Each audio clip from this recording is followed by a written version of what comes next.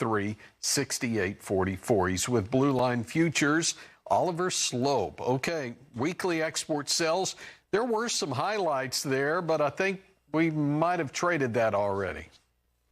Yeah, the weekly export sales numbers largely in line with expectations, but I think important to note, as you pointed out, the corn inspections and continued sales there continues to be strong, which kind of keeps our optimism alive and well for that corn market. Now, obviously, we're down a little bit on the day.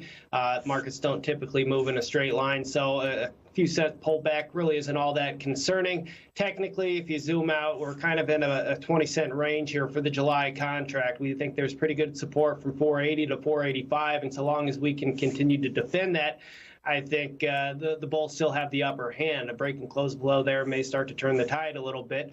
On the resistance side for July corn, $4.97 to $5, technically and psychologically significant. If we can get out above there with continued good fundamental information, such as good exports, really the contract highs from February isn't out of the question. That's up at 521.5. So we're still pretty optimistic on the old crop corn. But want to see that good export data continue to roll in and week out. Okay, let's take a quick break because I want to make sure we have plenty of time to talk livestock futures with Oliver Slope. Hang on, we're back in a moment. Market Day Report continues after this. Blue Line Futures, what are your thoughts? Well, it's a synthetic Friday, and it certainly feels like it, as you had mentioned. We got the cattle on feed report after the close this afternoon, and I'd say all in all, livestock markets have just had a tremendous V-shaped recovery over the last week and a half, which is certainly encouraging, and the fundamental backdrop really has remained pretty sturdy as well. We saw a little bit of a hiccup last week, but things are starting to subside as far as volatility goes, which is nice to see. The outside market's pretty stable.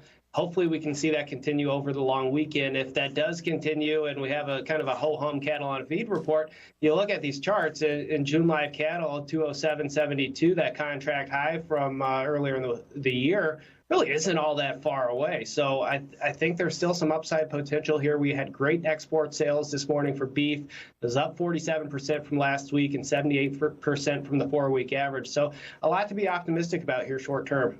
Okay, and we've had records throughout the week in the gold market, but looks like we're backing off just a bit before the weekend. Any final thoughts here?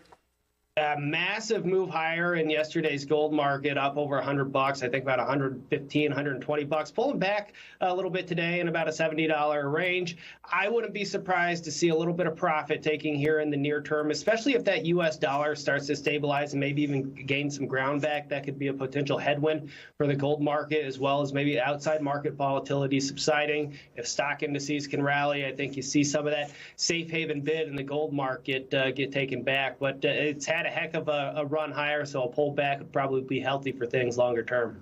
Oliver, you're spot on again. Thanks for popping by. Have a great long weekend. Oliver Slopes with Blue Line Futures.